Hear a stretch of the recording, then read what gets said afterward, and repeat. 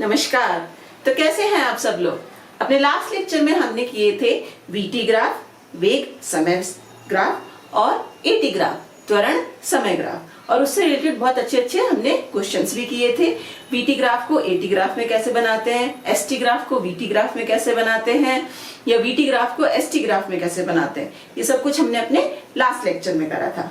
आज हम पढ़ेंगे कि हमें अगर गति का विश्लेषण करना हो, एक समान त्वरण गति है या असमान त्वरण गति है, तो उसका विश्लेषण हम कैसे करेंगे। बेसिकली जब भी कोई वस्तु हमारी ऐसी गति करती है कि उसका त्वरण समय के साथ बदल रहा है, तो उसकी गति को एक्सप्लेन करना बहुत मुश्किल हो जाता है। पर अगर हमारी कोई वस्तु एक सीधी रेखा में जा रही है और समय के साथ उसके त्वरण में एक समान चेंज हो, मीनिंग वेग परिवर्तन की जो दर है वो हर समान समय अंतराल के लिए समान हो, तो उसे एक्सप्लेन करना बहुत इजी हो जाता है। और हमारे साइंटिस्ट न्यूटन ने उसे एक्सप्लेन करने के लिए 3 समीकरण दी, जो आप ऑलरेडी पढ़ भी चुके हो अपने 9th स्टैंडर्ड में, और 9th या 10th स्टैंडर्ड में आप ऑलरेडी उसे पढ़ के आ चुके हो। ठीक है, तो आज हम दोबारा से और अच्छे लेवल पे जाके उसे पढ़ेंगे, उसके अच्छे न्यूमेरिकल्स करेंगे। तो चलिए शुरू करते हैं। पहले हम डेरिवेशन करेंगे ग्राफीय विधि से। तो सबसे पहले संबंध हम निकालेंगे समय और वेग संबंध, मींस टाइम वेलोसिटी रिलेशन। इसके लिए हमारा क्या इक्वेशन आता है। तो हमने यहाँ पे ग्राफ ले लिया, ये हमारा वेग समय ग्राफ है। आप देखते ही बता दोगे क्योंकि स्ट्रेट लाइन है, इसमें सीधी रेखा है, इसका मतलब इसका जो त्वरण है वो एक समान है। यहाँ पे हमने क्या माना कि जब समय हमारा 0 है तब भी उसका कुछ वेग है u, जिसे हम कहते हैं प्रारंभिक वेग, और समय t पर उसका वेग है v। करेक्ट, तो हम लिख लेते हैं एट t बराबर 0 पे प्रारंभिक वेग, इंग्लिश में क्या कहते हैं इसे, इनिशियल वेलोसिटी है हमारा u। और जब समय हमारा t के बराबर है तो उसे हमने कहा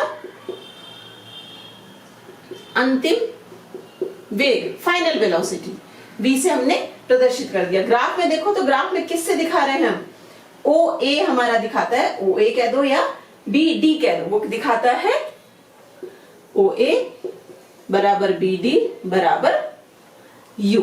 v किससे प्रदर्शित है, ओ ई या डी सी, ओ ई बराबर डी सी बराबर v। अब ये हमारा कौन सा ग्राफ है, वेग समय ग्राफ। वेग समय ग्राफ का जो ढाल होता है, जो प्रवणता हम निकालते हैं, वो हमेशा क्या होती थी, त्वरण। तो कैसे लिखेंगे, त्वरण हमारा क्या हो जाएगा, रेखा AC की ढाल। करेक्ट, AC की ढाल क्या होगी, tan थीटा से निकालते थे, लंब बटे आधार। लंब क्या हो गया, BC बटे AB। अब निकालो ग्राफ से, आपका BC क्या है, ये चीज देखो यहाँ पे, BD हमारा क्या है, U। करेक्ट, CD हमारा क्या है, V। तो BC हमारा क्या हो गया, V माइनस U। करेक्ट, लिख दो V माइनस U। AB क्या हो गया, समय 0 से t तक, तो AB क्या है हमारा t, यहां से लेके एंड तक हमारा हो गया t। सो A बराबर t की गुणा कर दो, V माइनस U, V बराबर U प्लस AT। हमेशा ध्यान रखना है, जो हम ये गति के समीकरण निकाल रहे हैं, इन्हें हम तभी यूज करेंगे जब त्वरण हमारा क्या हो, एक समान। त्वरण हमारा एक समान हो, अगर असमान त्वरण हो तो हम इन गति के समीकरणों को यूज नहीं कर सकते। तो पहला समीकरण आया हमारा v बराबर u प्लस AT। तो नेक्स्ट हम निकाल रहे हैं अपना समय स्थिति संबंध, s और t के बीच में हमारा क्या रिलेशन आएगा। तो सबसे पहले स्थिति निकालने के लिए, विस्थापन निकालने के लिए, आपको याद है वेग समय ग्राफ में हम विस्थापन कैसे निकालते थे, जो हमारा ग्राफ था उससे घिरा हुआ जितना भी एरिया होता था, क्षेत्रफल होता था, वो निकाल लेते थे। तो यहाँ पे s बराबर क्या हो गया, कौन सा क्षेत्रफल, OACD, इसका क्षेत्रफल OACD O का क्षेत्रफल। कैसे निकालोगे इसका क्षेत्रफल, दिखाई दे रहा है, ABC एक त्रिभुज है और हमारा ABDO एक आयत है, ठीक है। तो कैसे निकालेंगे इसका क्षेत्रफल? त्रिभुज ABC प्लस आयत OABD, करेक्ट। त्रिभुज भी बना सकते हो या सीधा दिखाई दे रहा समकोण त्रिभुज है तो समकोण त्रिभुज भी लिख सकते हो, ठीक है। समकोण त्रिभुज का क्षेत्रफल क्या होता है? 1/2 आधार गुणा लंब। 1/2 आधार क्या है? AB गुणा BC। आयत का क्षेत्रफल क्या होता है? लंबाई गुणा चौड़ाई, OD इंटू BD। निकालो 1/2।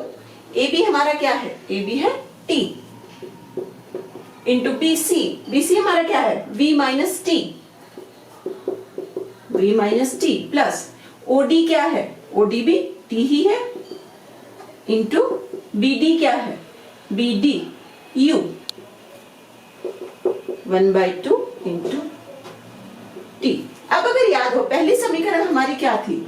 V बराबर U प्लस AT। तो यहां से V माइनस U किसके बराबर हो गया? AT के। यहाँ AT लिख दो, T AT प्लस UT। ये सब किसके बराबर है? विस्थापन के बराबर आ रहा है। सो S बराबर 1/2 A T square plus UT। ये हमारा रिलेशन आ गया समय और गति के, सॉरी स्थिति और समय के बीच में। तो कैसे लिखेंगे इसे? S बराबर UT plus half AT square. ये आ गई हमारी गति की समीकरण नंबर 2। नेक्स्ट निकालना है हमें वेलोसिटी और पोजीशन के बीच में रिलेशन, मीनिंग वेग और स्थिति के बीच में हमें रिलेशन निकालना है। अब की बार जो इक्वेशन आएगी वो V, U और S की टर्म में आएगी केवल, ठीक है। तो जो हमने अभी पिछले उसमें करा कि S निकालना था तो रेखा से घिरे क्षेत्रफल निकाल लिया हमने, एक त्रिभुज जमा चतुर्भुज, ये कर लो। या दूसरा तरीका ये भी हो सकता है, विस्थापन कैसे निकालेंगे? ये क्या है? OACD। OACD ट्रेपेजियम है जिसे हम हिंदी में क्या कहते हैं? समलंब चतुर्भुज। ऐसे भी कर सकते हो, समलंब चतुर्भुज का क्षेत्रफल। और ये हमारा समलंब चतुर्भुज कौन सा है? OACD। ये हमारा समलंब चतुर्भुज है। यहाँ पे क्षेत्रफल निकालो, कैसे निकालते हैं? इसका क्षेत्रफल हम निकालते हैं समानांतर भुजाओं का योग, समानांतर भुजाओं का योग गुणा उनके बीच की दूरी, उनके बीच की दूरी। अब समानांतर भुजाएं निकालो। देखो ये होता है जो हमारा, जो हमने बोला ट्रेपेजियम जो हम बोल रहे हैं वो कुछ ऐसा सा होता है आपका। ये हो गई समानांतर चतुर्भुज की भुजाएं और ये हो गई उनके बीच की दूरी। तो हमारे यहाँ पे भुजाएं कौन सी हैं? OA और CD। OA प्लस CD हमने कहा समानांतर भुजाओं का योग गुणा उनके बीच की दूरी क्या है? AB या OD, कुछ भी लिख लो, दोनों ही है। AB बटे 2। अब OA क्या है? OA है हमारा U, CD क्या है? V, AB क्या है? T बटे 2।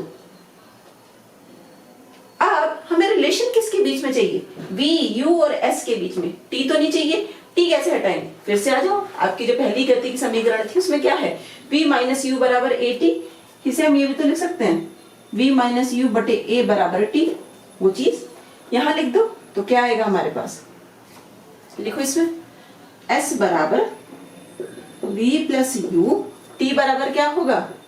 V माइनस U बटे 2A। A नीचे आ गया। फॉर्मूला याद है? V plus U, V minus U, A square minus B square बराबर A minus B, A plus B। तो ये क्या हो गया? V square minus U square. 2A को इधर ले जाओ, 2AS। इसे हम ऐसे भी लिखते हैं V square minus U square बराबर 2AS। तो ये हुई हमारी 3 गति की समीकरण। प्रूफ में कुछ नहीं है, बिल्कुल बहुत सिंपल सा प्रूफ है। आपके कंपटीशन वगैरह में तो कभी कुछ नहीं पूछा जाता ये प्रूफ वगैरह के बारे में। हाँ, आपके होम एग्जाम में आ सकते हैं। अब हम अपने गति के समीकरणों की व्युत्पत्ति करेंगे कलन विधि से। कलन विधि को इंग्लिश में क्या कहते हैं? कैलकुलस, ठीक है।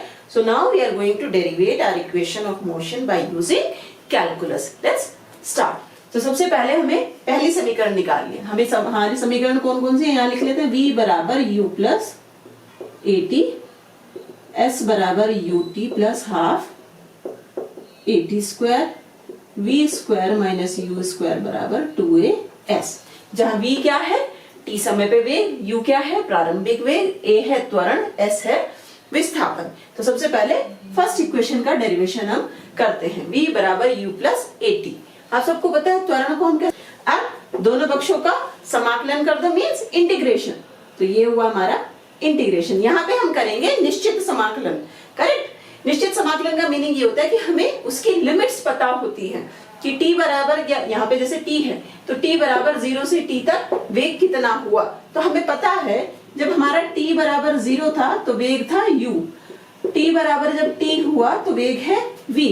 तो यहाँ पे क्या लिमिट्स लगाएंगे हम इसकी, 0 टू t और ये u टू v। चलो इंटीग्रल करो, dv का क्या हो जाएगा, v u v, a constant है बाहर आ जाएगा, t का क्या हो जाएगा t, 0 टू t। निश्चित समाकलन है इसलिए हम इसमें कोई कांस्टेंट नहीं लिखेंगे, लिमिट्स रखो। v माइनस यू बराबर a, t minus 0, v minus you बराबर at, v बराबर u प्लस at। तो ये हुआ हमारा डेरिवेशन फर्स्ट इक्वेशन का with the help of calculus. अब करते हैं अपनी सेकेंड इक्वेशन का। तो सेकेंड इक्वेशन में देखो क्या है, विस्थापन है। विस्थापन को हम कैसे निकालते हैं, हमें पता है v बराबर ds बटे dt होता है। इसे ऐसे लिख सकते हैं, ds बराबर v dt, करेक्ट। दोनों साइड का निश्चित समाकलन कर दो। लिमिट्स क्या होंगी, t बराबर 0 से t तक जब आप गए तो विस्थापन आपका 0 से s तक पहुंच गया। अब इसमें देखो जो ये इक्वेशन है इसमें v तो कहीं भी नहीं है, तो हमें v तो नहीं चाहिए, ठीक है। इसमें क्या है, u है। तो अब क्या करो, पहली इक्वेशन के v बराबर क्या होता है, u plus at। So from equation first v बराबर u प्लस at, वो इसमें रख दो, ds integral 0 to s, 0 to t। v की जगह क्या रखो, u प्लस at dt। अब इसका इंटीग्रल कैसे करेंगे, एक बार इसका कर दो एक बार इसका कर दो, या ऐसे लिख देते हैं, g बराबर t u dt plus 0 to t limit a t dt। करो, ds का क्या हो जाएगा s, लिमिट आ गई हमारी 0 से s। u क्या है यहाँ पे, कांस्टेंट है, क्योंकि आपका इंटीग्रल किसके सापेक्ष हो रहा है, t के। तो u कांस्टेंट, 1 का इंटीग्रल t, 0 टू t। ये सब कुछ इंटीग्रल्स, डिफरेंशियल सारे हमने इस चैप्टर के फर्स्ट और सेकंड लेक्चर में एक्सप्लेन किए हुए हैं, ठीक है। तो अगर कुछ परेशानी है, आपको समझ नहीं आ रहा है, क्यों आ रहा है, फर्स्ट वॉच दैट वीडियो, फिर आप यहाँ पे आओगे तो सब कुछ बहुत इजी होगा। प्लस a कांस्टेंट है, t का क्या हो जाएगा, t square by 2, 0 to t। s बराबर, सॉरी लिमिट्स रख दो, s माइनस 0 बराबर u कॉमन है, t minus 0 plus a common है, दो भी बाहर ले दो, t स्क्वायर माइनस 0, s बराबर ut plus half at square. ये आ गई हमारी इक्वेशन नंबर 2। अब करते हैं थर्ड इक्वेशन का derivation, v square minus u square बराबर 2as। इसका मतलब हमें इसमें t नहीं चाहिए और हमें इसमें क्या नहीं चाहिए, दूसरा हमें u भी नहीं चाहिए। तो त्वरण दोबारा से लिखो, क्या होता था, dv बटे dt। पर अब यहाँ पे t आ रहा है और इस इक्वेशन में t कहीं नहीं चाहिए, तो हम क्या करेंगे, ds से गुणा और ds से भाग कर दो। तो a बराबर क्या हुआ, dv बटे ds इंटू ds बटे dt। और आपका ds बटे dt क्या होता है, v dv बटे ds। तो यहां से देखो एक और नया फॉर्मूला आ गया आपके पास। अगर आपके पास समय नहीं है, केवल विस्थापन और वेग है, तो भी हम उसका त्वरण निकाल सकते हैं। हम त्वरण किससे निकालते थे, dv बटे dt से। एक ये भी फॉर्मूला होता है और दूसरा फॉर्मूला हमारा होता है v dv बटे dx बोल देते हैं। x भी हमारी स्थिति को दिखाता है, s भी हमारा स्थिति को दिखाता है। तो ये दोनों फॉर्मूले आपके यूज होते हैं त्वरण निकालने के लिए। आ जाओ यहाँ पे ds को इधर ले आओ, ds a बराबर v dv, दोनों साइड का इंटीग्रल कर दो 0 to s और समय गति u to v और ये रखो। a तो कांस्टेंट है, ds रह गया तो खाली अंदर s 0 to s v square by 2 हो जाएगा। u2 ऊपर रख के सॉल्व करो, a s माइनस 0 बराबर 1/2 बाहर ले दो, 1/2 v square minus u square, 2 को इधर ले आओ, 2as बराबर v square minus u square, या लिख दो v square minus u square बराबर 2as। तो ये प्रूफ हो गया हमारा तीसरी समीकरण का। सो न्यूटन की गति की 3 समीकरण होती है हमारे पास, v बराबर u प्लस at, s बराबर ut plus half at square, v square minus u square बराबर 2as। और एक और नया फॉर्मूला हमें मिल गया है, ये कंपटीशन के लायक चीज है, ठीक है। तो इसे अच्छे से याद रखना, a बराबर त्वरण बराबर क्या होता है dv बटे dt, और आप इसमें ds बटे dt से गुणा भाग कर दो, dv बटे dx हो जाता है। x हमारा क्योंकि विस्थापन को हम x के अलोंग लेते हैं, उसके अनुदिश लेते हैं, तो इसलिए इसे x लिख दो या ds भी लिख दो, तो कोई परेशानी वाली बात नहीं है। तो अब कुछ बातें देख लेते हैं जो हमें जब हम न्यूमेरिकल्स करेंगे इनसे रिलेटेड हमें अपने ध्यान में रखनी बहुत जरूरी है। तो पहली बात हमारी ये कि जो ये हमारी इक्वेशंस हैं, ये जो तीनों इक्वेशंस है, इनमें सारी हमारी सदिश राशियां आ रही हैं, ठीक है। सदिश राशि आ रही है और हम कहते हैं कि एक समान गति हो रही है सरल रेखा में।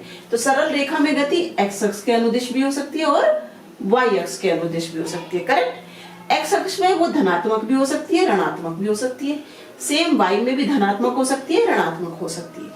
तो इक्वेशन जब आप न्यूमेरिकल्स में रखेंगे तो आपको ध्यान देना पड़ेगा कि आपकी गति किस दिशा में हो रही है, आपका विस्थापन किस दिशा में हो रहा है। अगर वो -x में है तो आपको s की जगह -s रखना पड़ेगा। हमेशा चिन्हों का ध्यान रखना है। सारी की सारी समीकरण में जितने भी हमारे क्वांटिटीज हैं उन सबको हमें चिन्हों के साथ रखना है। दूसरी जरूरी बात हमारी आती है कि हम इसे दूरी निकालने में भी यूज कर लेते हैं इस इक्वेशन को, और विस्थापन निकालने में भी। पर अगर ऐसा हो जाए कि कोई ऐसे जा रहा था और फिर वो मुड़ के यहाँ तक आ गया, तो उसकी दूरी में तो कोई अंतर नहीं पड़ेगा, ठीक है। दूरी यहाँ से यहाँ तक दिस प्लस दिस कर देंगे, पर जब आप विस्थापन निकालेंगे तो उसके विस्थापन में अंतर आ जाएगा, क्योंकि इतना प्लस है और इतना माइनस है, ये प्लस x की दिशा में, ये माइनस x की दिशा में। तो विस्थापन को आपको बहुत ध्यान से लेना है कि प्लस होगा सारा या उसमें से कुछ घट भी रहा है, ठीक है। दूसरी बात हमारी ये होगी। तीसरी अजम्पशन हमारे यहाँ पे ये है कि हमने जब ये इक्वेशन लिखी है s बराबर ut plus half at square, इसमें हमने क्या माना था, t बराबर 0 पे विस्थापन 0 है, और जब समय t था तो विस्थापन हमारा s था। पर अगर हमें वो कोई ऐसी सिचुएशन दे दे कि हमारी कार ऑलरेडी यहाँ पे है, वो t बराबर 0 समय पे ऑलरेडी s0 दूरी चल चुकी है, और फिर उसके बाद उसने चलना शुरू किया और t सेकंड पे जाके उसका विस्थापन क्या हो गया, s, करेक्ट। t बराबर 0 सेकंड में उसकी चला गया विस्थापन s0 से प्रदर्शित कर रहे हैं, और t सेकंड में चला गया विस्थापन s से प्रदर्शित कर रहे हैं। तो जो ये हमारी इक्वेशन है ये क्या हो जाएगी, इसमें s की जगह हम क्या रख देंगे, s minus s0 ut plus half at square. Physics में बच्चों एक बात बहुत ध्यान रखने वाली है, जो थ्योरी में लिखा है एक्सपेरिमेंट में वो कभी नहीं होता। उसका रीजन ये होता है कि हर चीज के पीछे कुछ अजम्पशन होती है, उन्होंने कुछ मान लिया होता है। तो जब भी पढ़ो थ्योरी को बहुत ध्यान से पढ़ो कि उन्होंने उसमें क्या माना हुआ है, ठीक है। दूसरी इक्वेशन s हमारा इसमें भी है, तो इसे हम क्या लिख सकते हैं, v square minus u square बराबर 2a s minus s0, correct. Okay, next में अगर वो पूछ ले कि भाई nवें सेकंड में चली गई दूरी कितनी है, nवें सेकंड में चली गई दूरी। तो उसने हमसे s, यहाँ पे विस्थापन क्या होता था, t सेकंड में कुल दूरी। ठीक है भाई, ये अगर 1 मिनट है, 1 मिनट में वो 1 मीटर चला, और हमने कहा 2 मिनट में वो 4 मीटर चला, तो यहां से यहां तक 2 मिनट और 1 मिनट का समय।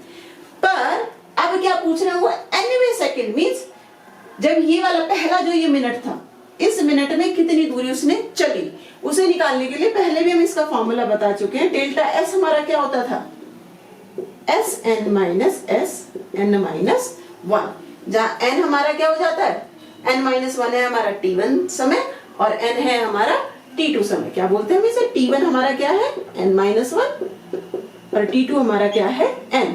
अगर हमने कहा कि 1 सेकंड में, पहले सेकंड में चली गई दूरी कितनी है, तो पहले सेकंड में चली गई दूरी ये हो गई 0 से 1, तो प्रारंभिक समय 0, अंतिम समय 1। अगर हम कहें दूसरे सेकंड में चली हुई दूरी, दूसरे सेकंड में ये है, ये पहला सेकंड हुआ भाई, ये दूसरा सेकंड, तो दूसरे सेकंड में चली गई दूरी कितनी, इतनी माइनस इतनी, तो डायरेक्ट फॉर्मूला हमारा ये आ गया। अब ये सारे माना इक्वेशन में रख दो, तो कैसे आएगा,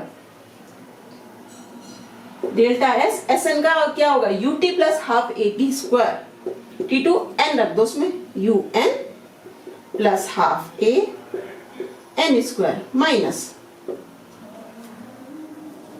एस एन माइनस 1, समय क्या है एन माइनस 1, फिर से इक्वेशन में t की जगह n माइनस 1 रख दो, plus half A n minus 1 whole square, solve करो, U N plus half A N square minus, इसे मैं यही खोल रही हूं, U N plus U minus half A N square